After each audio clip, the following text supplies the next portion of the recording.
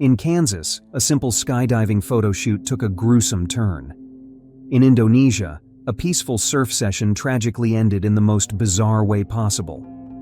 And in Italy, a romantic hike led to a chilling fall no one could have predicted. These aren't random headlines I made up.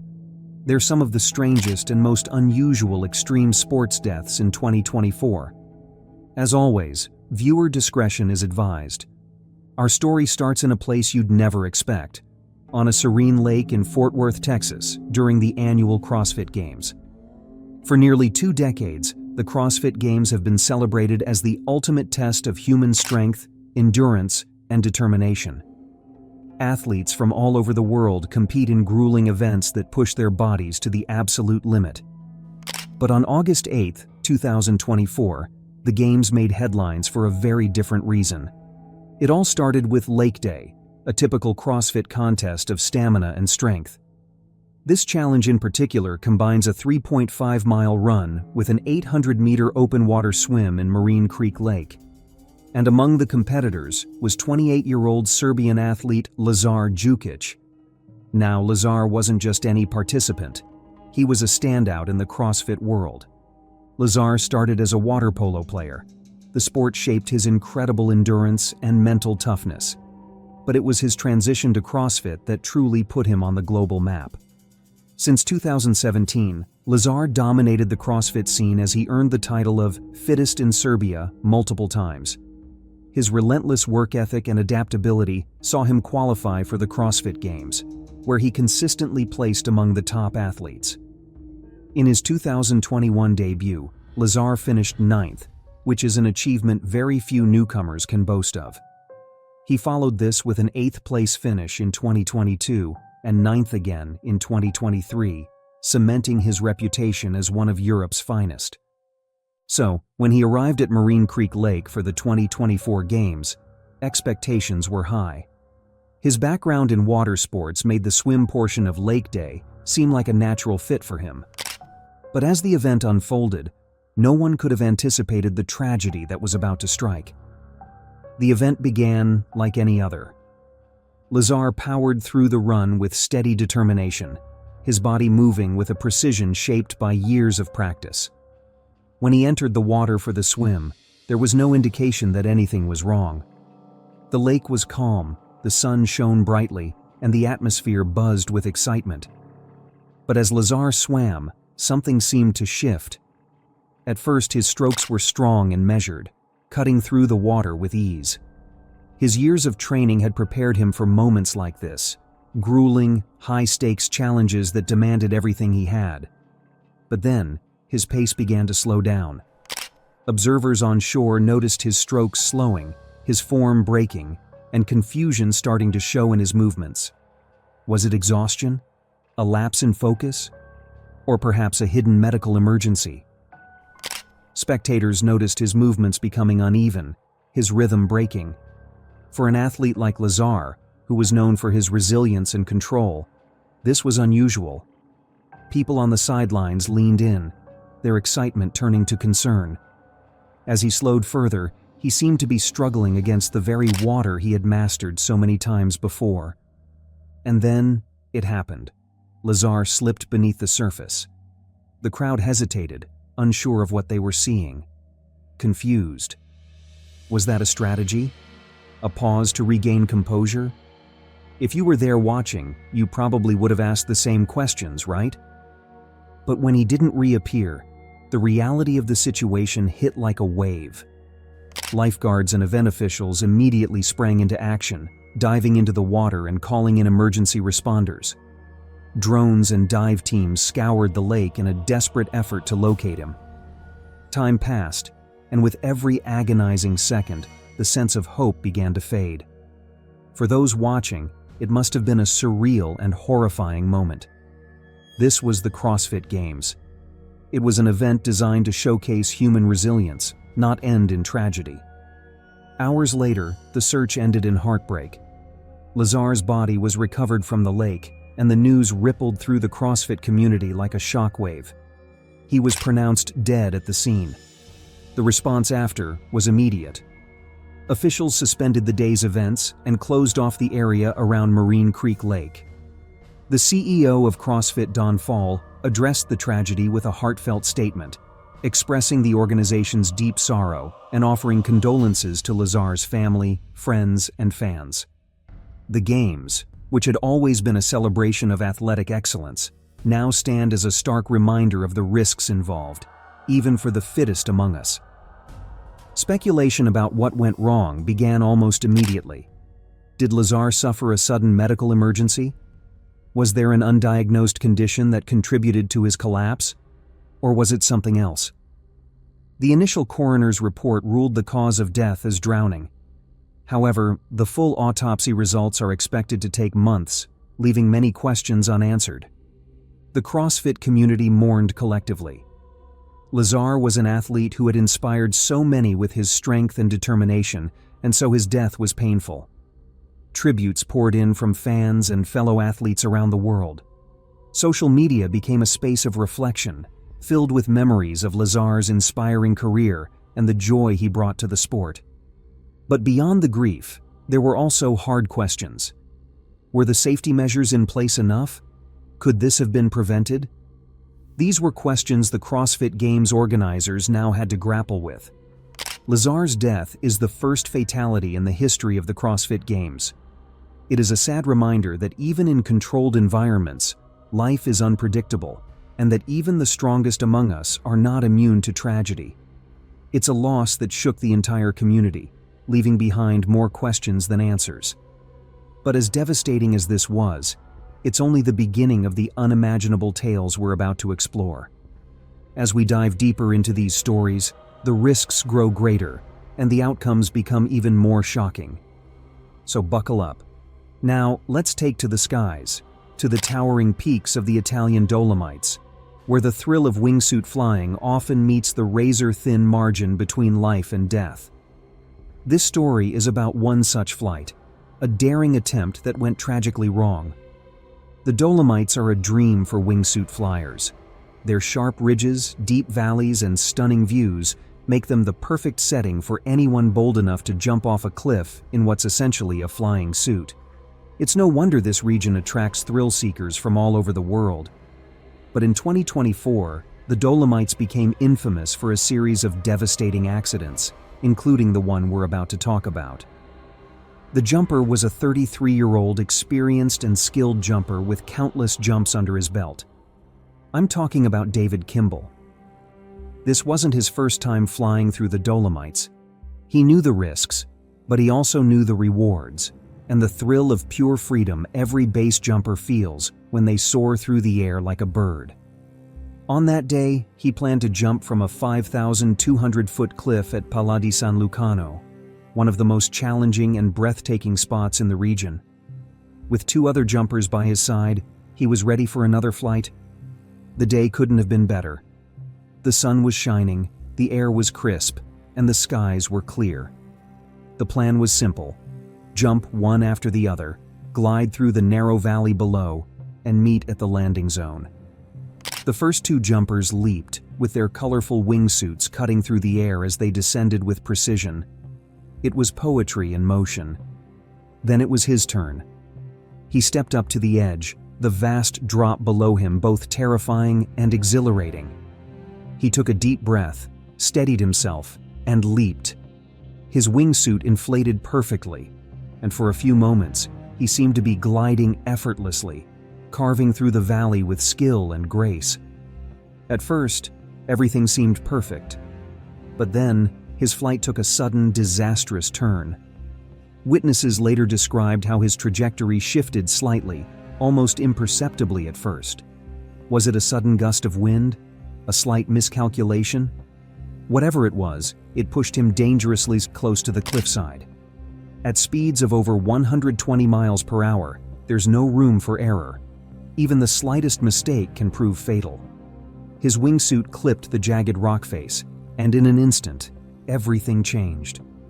The impact was catastrophic. His companions, who had already landed, realized something was wrong when he didn't show up at the meeting point. Panic set in, and they alerted emergency services. Firemen, police, and even mountain rescue teams searched the area for any sign of him. Hours later, they found his body, not far from the jump site. He hadn't survived the collision. The Dolomites, with all their beauty, had become a deadly playground for wingsuit enthusiasts in 2024. Wingsuit flying is often described as the closest humans can get to true flight. It's thrilling and breathtaking, but it's also unbelievably dangerous. The slightest mistake can mean the difference between a successful flight and a devastating fall. For those who pursue this sport, the risk is part of the appeal. But stories like this are a timely reminder of just how unforgiving nature can be sometimes. With the tragedy in the Dolomites still fresh in our minds, we move to a different kind of heartbreak, this time on a quiet hiking trail in Italy, where a romantic outing turned into a tragedy no one could have ever imagined. Our next story takes place in the gentle landscapes of Monte Zerbione in Italy. It is a place known for its picture-perfect hiking trails and stunning views. It's the kind of destination where people go to connect with nature and escape the chaos of daily life. But in June 2024, it became the site of a tragedy that left everyone asking, how could such a tragedy occur in a place so peaceful? The story begins with Jean-Daniel Pession, an international skiing star who made a name for himself not just for his athleticism, but for his charisma and love of adventure. Now Jean-Daniel was a force to be reckoned with. In the 2021 World Cup skiing season, he achieved his career best by finishing 15th in the final standings. The following year, at the 2022 World Championships in Vars, France, he secured the 22nd position. But Jean-Daniel wasn't just defined by skiing. His adventurous spirit extended far beyond the slopes. At 36 years old, he was a romantic at heart, someone who valued the simple joys of life. That's what brought him to Monte Zerbione on a sunny summer day, alongside his girlfriend, Elisa Arlian. Elisa, like Jean-Daniel, was an adventurer. The couple shared a love for the outdoors, often spending their time hiking, climbing, and exploring. Friends described them as inseparable, a pair who truly lived for the moment. On this particular day, they had planned a hike to the summit, a trail that offered breathtaking views of the surrounding valleys. It was meant to be a peaceful outing, a day to enjoy each other's company and the beauty of nature. But as they reached the higher altitudes, their peaceful hike took a tragic turn. Details of what happened next remain unclear, but the outcome was devastating. The couple had decided to approach a steep ledge on the mountain. Why did they choose to do that? No one knows. Perhaps it was a moment of affection, a pause to take in the view. But then, in a matter of seconds, they lost their footing and fell. The drop was nearly 2,300 feet. It was a fall no one could survive, not even a skiing champion. When rescuers arrived, they found their bodies at the base of the mountain. The news quickly spread, sending shockwaves through both the skiing community and the world of outdoor enthusiasts. How could such an experienced athlete, someone so accustomed to navigating treacherous terrain, meet such a fate? Was it a simple misstep, loose rock, or an unstable terrain? Some believe that the couple may have been too close to the edge of a breathtaking view, feeling the wind on their faces, unaware of the danger just a step away. Others wondered if the trail conditions that day had been affected by recent weather changes like rain, wind, or shifting ground. But with no witnesses to the fall itself, we may never know what caused the fall. All we know is they are gone. The story of Jean-Daniel and Elisa struck a chord with many, not just because of how popular they were, but because of how it happened. They were two people who lived life to the fullest and sought beauty and adventure in everything they did. And in the end, they left this world together, in a place they loved. As we leave the quiet trails of Monte Zerbione, the next story takes us to the skies, where a simple skydiving photoshoot turns into something no one could have predicted. Our next story takes us to Derby, Kansas, a quiet town known for its wide-open skies and endless horizon. It's the kind of place where skydivers flock to chase the thrill of free-falling through the clouds. But on October 26, 2024, This peaceful setting became the scene of a tragedy that left the skydiving community shaken. At the heart of this story is Amanda Gallagher, a 37-year-old photographer who had built a reputation for capturing breathtaking moments. Amanda, like any extreme sports photographer, had the ability to frame extreme sports in ways that made you feel like you were part of the action. Whether it was cliff divers mid-leap or skydivers mid-descent, her lens brought adventure to life. Her work often brought her to places like the Air Capital Drop Zone in Derby. Now, shooting skydiving stunts isn't like any other kind of photography. It requires the photographer to capture split-second moments of precision, speed, and emotion. This means constant movement and adjusting angles to keep up with the energy of the jumpers. Photographers like Amanda work closely with the skydiving team, often coordinating every detail, from the timing of the jump to the positioning of each diver mid-air. The goal is to create a seamless balance between the chaos of freefall and the art of still photography. On the ground, Amanda had to be equally aware, navigating the busy drop zone full of planes, equipment, and excited jumpers preparing for their next thrill. On that particular day, Amanda was photographing a group of skydivers preparing for a formation jump in Derby, outside of Wichita. As the Cessna 182 climbed into the sky, she captured the moments that made skydiving photography so special. The excitement, the nerves, and the synchronized jumps looked effortless, but required a lot of skill and practice. After the jumpers leaped into the open sky, Amanda stayed on the plane, continuing to shoot as they descended in perfect formation. Once the group had landed, the plane circled back and touched down at the Air Capital Drop Zone, where Amanda prepared to shoot the next set of skydivers as they geared up to board. The energy was electric, the kind of atmosphere she thrived in. Amanda was probably focused on getting every angle right, and her camera up and ready as the jumpers moved toward the aircraft.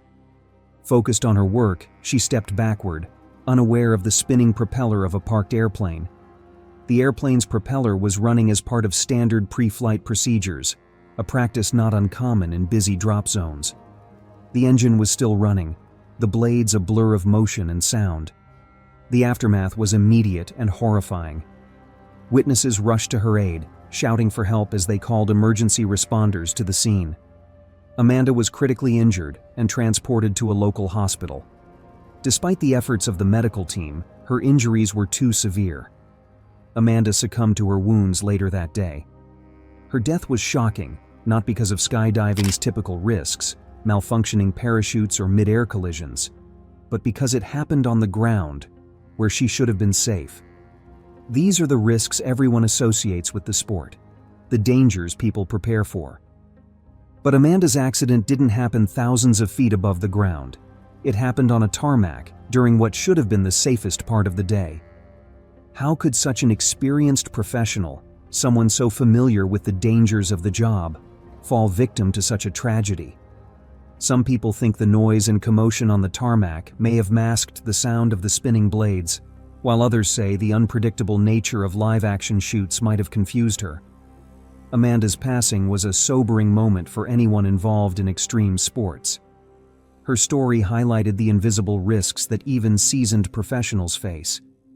It wasn't the thrill of the jump or the challenge of the craft that claimed her life, but a split-second misstep in an environment she had navigated countless times before.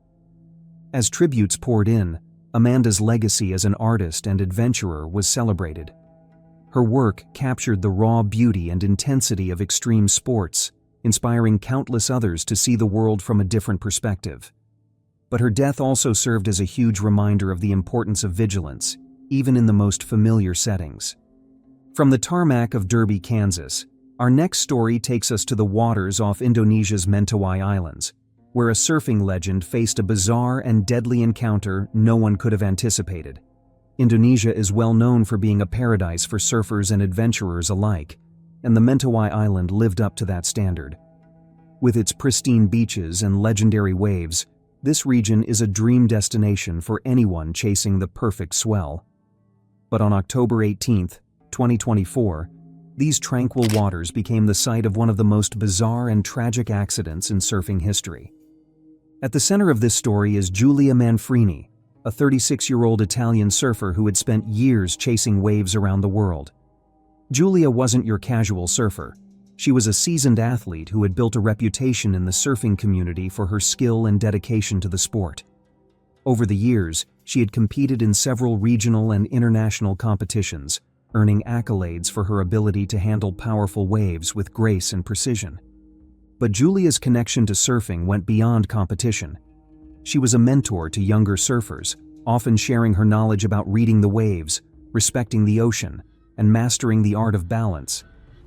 Her Instagram was a mix of inspiring videos of her riding massive swells and candid snapshots of her soaking in the serene beauty of beaches from Bali to Portugal.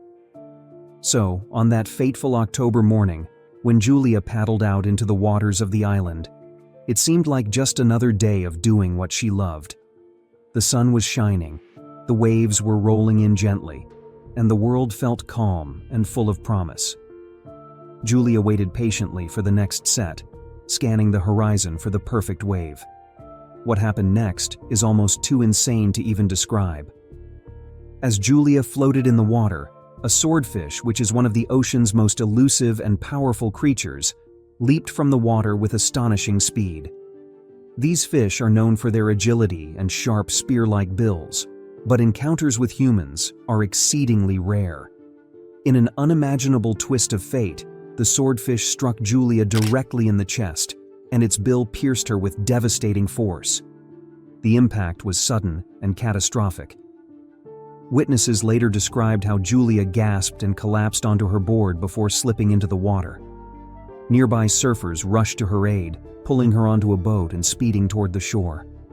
Despite their best efforts, the injuries were too severe. Giulia succumbed to her wounds before reaching medical care. News of her death spread quickly, leaving the surfing community in shock. How could something so random happen to someone so experienced? Merely seeing a swordfish is a pretty rare event, but to be attacked by one is almost unbelievable. A one-in-a-million type of accident. And unfortunately for Giulia, she was that unlucky one. Giulia's death was a painful reminder of the ocean's unpredictability. For surfers, the sea is a source of freedom and exhilaration, but it's also a place where nature reigns supreme, and control is an illusion. Tributes poured in for Giulia, celebrating her passion for life and her love for the ocean. Her friends and family spoke of her adventurous spirit, her kindness, and her ability to find joy in the simplest moments. But her loss also left behind questions about the delicate balance between human exploration and nature's wild, untamable forces. Our final story takes us to the ice rinks of Ohio, a far cry from the skies and oceans we've explored so far. This isn't about an adrenaline-fueled stunt or a daring jump. It's about a beloved NHL star, Johnny Gaudreau, whose name is synonymous with speed, skill, and heart-stopping plays. But in 2024, Johnny's life took a tragic turn that left the sports world reeling. Johnny Gaudreau, often nicknamed Johnny Hockey, was a standout in the NHL for over a decade. Known for his lightning-fast moves and precision scoring, he was the kind of player who could change the course of a game with a single play. Drafted by the Calgary Flames in 2011, he quickly became one of the league's brightest stars, earning 6 All-Star appearances and cementing his reputation as one of the most exciting players to watch. By 2024, he was playing for the Columbus Blue Jackets, where fans adored his electrifying performances and his knack for making the impossible look easy. Off the ice, Johnny was just as admired. Teammates and fans described him as humble, kind, and fiercely dedicated to the sport he loved. He was a family man who was deeply connected to his roots in Carneys Point, New Jersey, where he grew up playing hockey on frozen ponds and dreaming of the NHL. His story was one of hard work and passion, of a small-town kid who made it big, but never forgot where he came from. On August 29, 2024, the Gaudreau family was preparing for a joyous occasion, the wedding of Johnny and Matthew's sister, Katie. The brothers, both set to be groomsmen, decided to go for a bike ride in Oldmans Township, New Jersey, a place filled with childhood memories. The day was bright, and the roads were familiar. It was perfect for a ride before the wedding. As Johnny and Matthew rode side by side, they had no way of knowing that a tragedy was speeding toward them. Coming down the road in their direction was a vehicle driven by Sean Higgins, a 43-year-old former soldier. Witnesses later described Higgins driving as erratic, his vehicle swerving aggressively. It would later be revealed that Higgins had been drinking, and his blood alcohol level was 0.087%, just above the legal limit. As Higgins approached the brothers, his vehicle veered off course. Johnny and Matthew had no time to react. The car struck them with devastating force, throwing them from their bikes and into the roadside. Bystanders who witnessed the collision called emergency services immediately. Paramedics arrived quickly, but it was already too late. The Gaudreau brothers were pronounced dead at the scene. The peaceful ride they had set out on had turned into an unimaginable tragedy in an instant. News of the brothers' deaths spread rapidly, plunging the hockey world into mourning. Tributes poured in from teammates, coaches, and fans across the NHL. The Columbus Blue Jackets held a candlelight vigil outside Nationwide Arena, where hundreds of fans gathered to honor their memory, leaving flowers, jerseys, and heartfelt messages. The loss of Johnny Gaudreau was more than just the loss of an athlete. It was the loss of a symbol of perseverance and joy. For so many, he was a reminder of what it meant to chase your dreams and achieve greatness while staying grounded in the values of family and humility. Johnny's life, like all other stories we have told today, reminds us of how precious and fragile life can be. Whether it's on a serene lake, a towering cliff, or a quiet road, these moments remind us to treasure every second, every connection, and every opportunity to live fully. Which of these stories impacted you the most? Which story resonated with you the most? And what lessons do you take from these tragedies? Let me know in the comments below. Thanks for watching, and I'll see you in the next one. Stay bold and live brave.